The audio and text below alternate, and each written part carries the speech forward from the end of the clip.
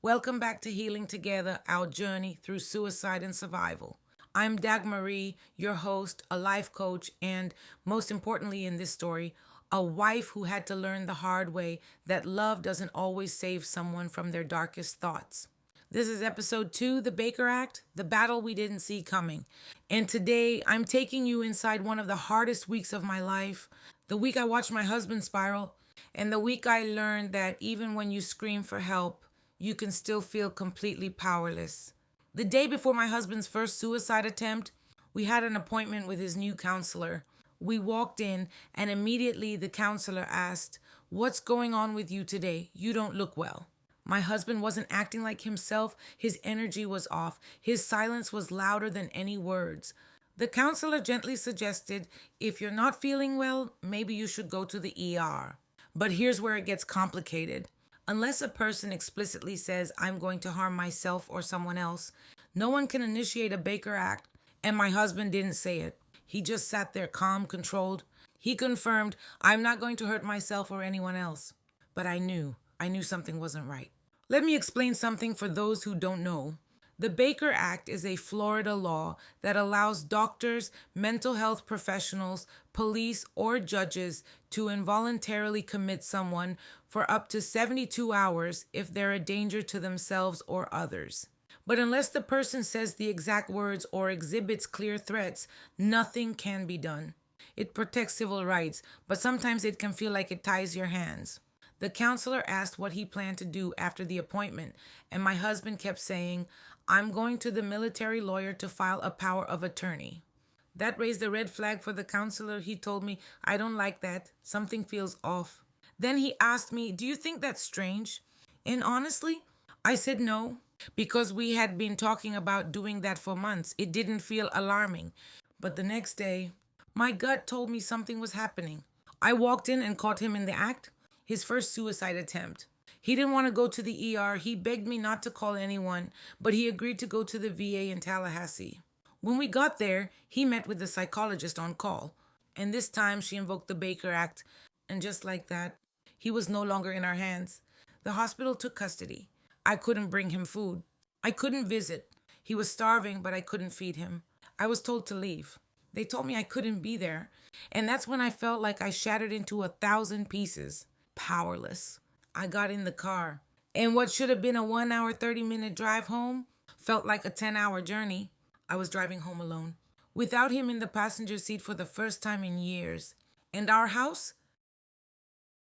it felt haunted. Haunted by everything we never said. Haunted by how close I came to losing him. He stayed longer than the usual Baker Act, more than 10 days. And when he came home, we had a quiet evening. We made love. It felt normal. But the next morning, he got an email. Something in it must have triggered him. I was pouring water when I got that feeling again. I walked back to the room, and there he was, holding way too many pills. Another attempt. And again, we drove to the VA. And again, they Baker acted him. If you don't know, the VA has a policy. When a veteran attempts suicide, they must be seen weekly by a licensed mental health professional for at least 4 weeks. So now we were going to follow-ups. I had hope. I thought, finally, we're being taken seriously. But what happened next was worse than anything I could have imagined. Appointment 2. At our second appointment, everything started off well. We were having what felt like an honest and productive conversation.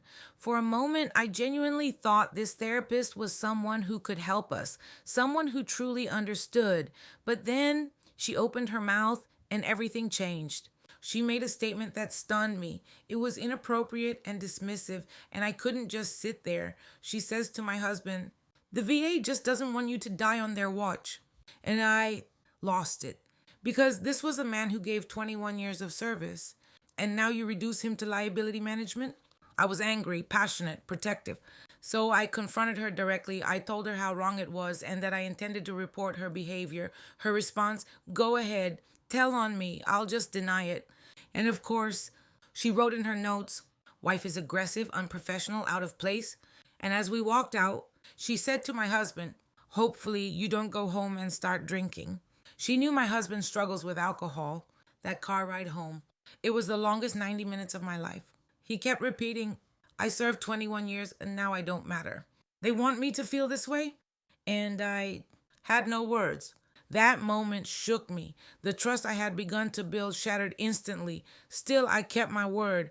I reported her, not just to the regional VA office, but I went above that. I took it to the federal level because when you're fighting for someone you love, for their life, you don't stay silent when something is wrong, no matter how much power the other person thinks they have. In all this, I always believe in God. My faith is so stronger on Him that, of course, I reached to Him. And this Bible verse came to my mind. Isaiah 41:10 says, "So do not fear, for I am with you. Do not be dismayed, for I am your God. I will strengthen you and help you. I will uphold you with my righteous right hand." And even though I felt like I was falling, God was still holding us up. Not by fixing everything, but by giving us the strength to take the next step, one drive, one breath, one tear at a time. If you're a spouse going through this right now, here's what I want you to know. One, you are allowed to speak up, even if they call you difficult. Two, you are not crazy. Your gut knows. Trust it. Three, you are not alone, and neither is your loved one. Four, know your rights. Ask questions during a Baker Act. Five, keep your boundaries. Caregivers need care too. This journey isn't about blame, it's about truth. Because truth is the first step to healing. If this episode hit home, share it with someone who's in the fight. Leave a comment or send me a message if you've ever felt powerless in the face of mental health systems. Next week, we'll talk about what happens after the hospital and how we learn to live again without walking on eggshells. Thank you for listening to Healing Together, our journey through suicide and survival. I'm Dagmarie, and I'll be back next week with another piece of our story and maybe a piece of yours too.